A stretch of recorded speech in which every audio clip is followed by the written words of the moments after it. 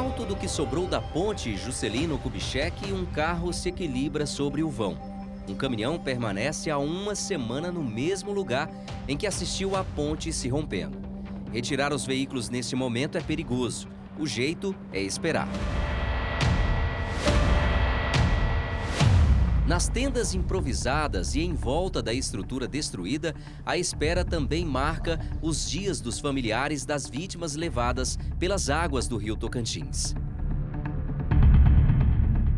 A última coisa que nos resta, que é dar um sepultamento digno para eles. Quando conversou com a gente, Aelson aguardava notícias do irmão Ailson. Ele seguia viagem com a mulher Elisângela Santos. O corpo dela já havia sido encontrado no rio. Mas na manhã de hoje, Ailson também foi encontrado. Com ele não tinha esse negócio de tristeza. Era um verdadeiro brincalhão nato. Na hora do desabamento, Lorena Rodrigues, de 25 anos, ia de moto de Aguiarnópolis para Estreito. A ponte ligava os dois municípios, um no Tocantins e o outro no Maranhão. Lorena ainda foi vista se debatendo, pedindo socorro, a cerca de 200 metros do local onde estamos. Aqui na praia estava uma movimentação de pessoas. Barqueiros conseguiram retirar ela da água, ainda com vida, e aqui neste ponto foram realizados os primeiros socorros. Mas ela acabou não resistindo. Ela foi lá em Caldas, passou esses dias com a gente, ficou lá em casa. São assim, as últimas lembranças, né? A tragédia marcou outras famílias, de outros lugares. Andréia vivia em São Paulo. Aos 45 anos, ela conduzia o caminhão com uma carga de ácido sulfúrico, que foi parar no fundo do rio. 3 dias depois do acidente, o corpo da caminhoneira foi resgatado.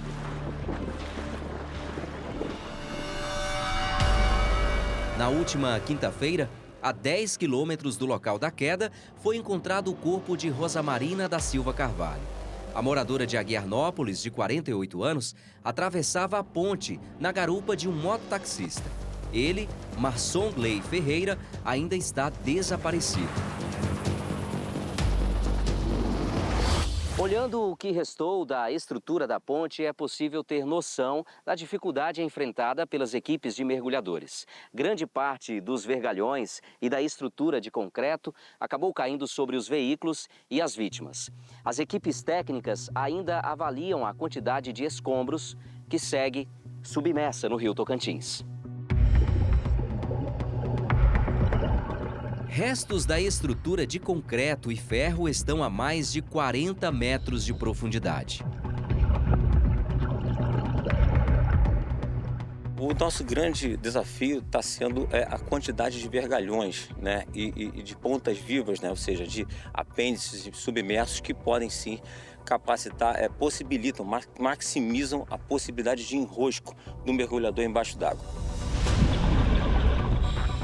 A Marinha pediu reforço à Petrobras, que enviou equipamentos, entre eles um sonar para gerar imagens de alta resolução do fundo do rio e uma câmara hiperbárica para descompressão do mergulhador, após o trabalho em águas profundas.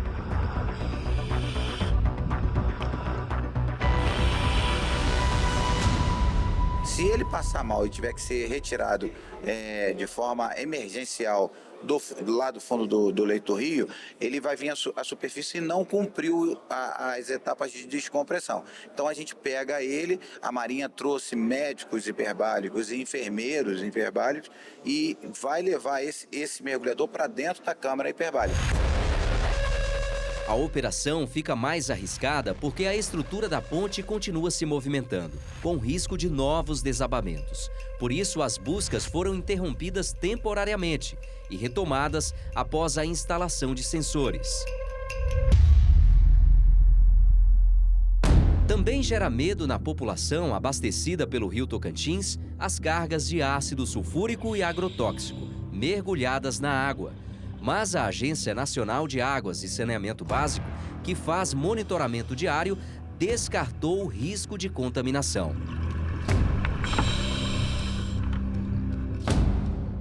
O DENIT, o Departamento Nacional de Infraestrutura de Transportes, ligado ao governo federal, responsável pela manutenção da ponte, afirma que o desabamento ocorreu porque o vão central da ponte cedeu. O que provocou o problema está sendo investigado.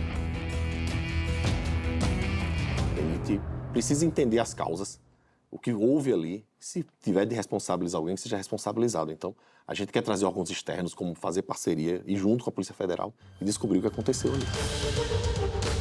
A estrutura de 533 metros de extensão faz parte do corredor rodoviário Belém-Brasília, um dos mais importantes do país. No entanto, as más condições vinham sendo notadas há muito tempo. O Luzimar é motorista de ônibus e passava pela ponte a cada 2 dias, levando passageiros de Goiás a Belém. Cada viagem, eu indo ou volta, tem uma coisa errada na ponte. Tem mais um buraco, tem mais uma rachadura. Nós estamos no município de Palmeiras, no Tocantins, a cerca de 7 quilômetros de Aguiarnópolis, local da tragédia. Este é o posto da Polícia Rodoviária Federal, que fica mais perto da ponte JK. Nos últimos anos, os policiais que trabalham aqui na unidade chegaram a emitir vários alertas sobre a situação da ponte.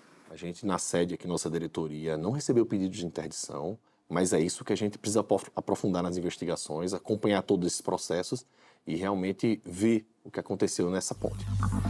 A JK passou pela primeira reforma em 1998, quase meio século após a inauguração.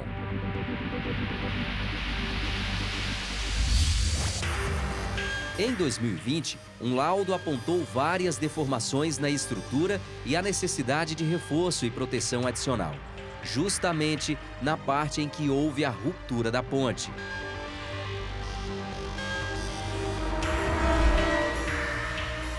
De 2021 a 2023, o governo federal gastou 3,5 milhões para reparos na estrutura viária do Tocantins, incluindo a ponte JK. Segundo o DENIT, a empresa contratada, Matera Engenharia, que mantém 30 contratos ativos com o governo federal, atualmente está suspensa por irregularidades no contrato de manutenção da BR-226. Nós tentamos falar com a Matera Engenharia, mas não tivemos retorno. Uma licitação no valor de 13 milhões de reais para reformas na ponte, realizada neste ano, não teve vencedor.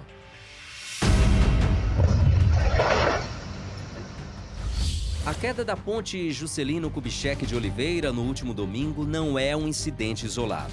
Outras estruturas federais apresentam uma situação parecida. No Maranhão, a ponte que liga a cidade de Imperatriz ao Tocantins está assim. Apresenta buracos, fissuras, rachaduras e até pedaços de ferragem soltos ao longo da estrutura. Segundo os moradores, a ponte que cruza o rio Tocantins foi inaugurada em 2009 e nunca passou por manutenção. Pontes e viadutos precisam ter inspeções rotineiras, pelo menos a cada 2 anos, além de inspeções especiais, aproximadamente a cada 5 anos. Somente por meio dessa inspeção que é documentada, nós temos as condições de determinar que tipo de intervenção uma ponte pode ter. Em 2022, 2 pontes desabaram na região metropolitana de Manaus e até hoje nenhuma delas foi reconstruída. Na época, o governo do estado decretou situação de emergência em 3 cidades. Mais de 100 mil pessoas foram afetadas pelas quedas. As 2 pontes caíram em um intervalo de menos de 2 semanas.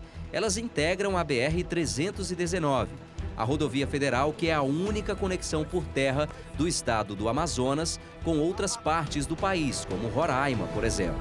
O DENIT, ele hoje monitora suas cerca de 6.200 estruturas, como pontes. Então, a gente tem nossa classificação por notas, que são conceitos que vão de 1 a 5. Algumas com nota 1, que é a mais crítica, 2 até a 5. Só que não necessariamente as notas que a gente atribui, elas estão relacionadas com a criticidade da estrutura. Isso serve para priorizar investimentos, colocar ali a ordem das reabilitações, das manutenções. Os dados incluem apenas pontes federais, não considerando outras estruturas locais, como viadutos, túneis e passarelas. Um raio-x detalhado sobre a conservação das pontes federais, realizado pelo próprio DENIT, traz números alarmantes. 727 pontes estão na mesma situação preocupante da estrutura que caiu entre o Tocantins e o Maranhão. Outras 597 são classificadas em um estado de preservação ruim. 130 apresentam o pior cenário possível. A situação é crítica, ou seja, mais de 12% das pontes federais brasileiras estão enquadradas neste cenário. De acordo com o DENIT, existem quase 6.200 pontes em rodovias federais no país. Entre elas, 5.200 foram vistoriadas nos últimos 2 anos. A gente tem uma periodicidade de pelo menos a cada 2 anos tem uma inspeção, é o que diz os nossos normativos. A gente atribui hoje que no Brasil nós temos algo em torno de 13 pontes que estão interditadas e que estão em obras de reabilitação. O problema é a quantidade. A gente estima que a gente tem entre 120 e 200 mil pontes no Brasil. Se a gente não sabe a quantidade, como é que a gente vai saber como elas estão? Números da Confederação Nacional do Transporte mostram que, desde 2019, 19 pontes caíram em rodovias federais, contando com a ponte do Rio Tocantins. Apenas em 2024, já foram 9 desabamentos. É preciso lembrar que o país é uma dimensão continental. Nós temos milhares e milhares de pontes sob gestão federal, pontes sob gestão estadual, pontes sob gestão municipal e viadutos também, além de concessões rodoviárias, que são empresas privadas que, por meio de leilão, fazem a gestão desses ativos. No Tocantins, a investigação continua. Em 2025, a gente trabalha com 3 frentes. A primeira é coordenar, através do Ministério dos Transportes, as buscas na região. Restabelecer aquela ponte que lá está. A gente quer ainda em 2025 entregar uma nova ponte e a gente, de imediato, já restabelecer aquela conexão por balsas, transporte local ali das cidades que se conectam, né? Cidade de Aguiarnópolis e Estreito. E, numa terceira frente, investigar a fundo e descobrir o que realmente aconteceu com aquela ponte. Mas e as outras pontes pelo Brasil? Como ficam?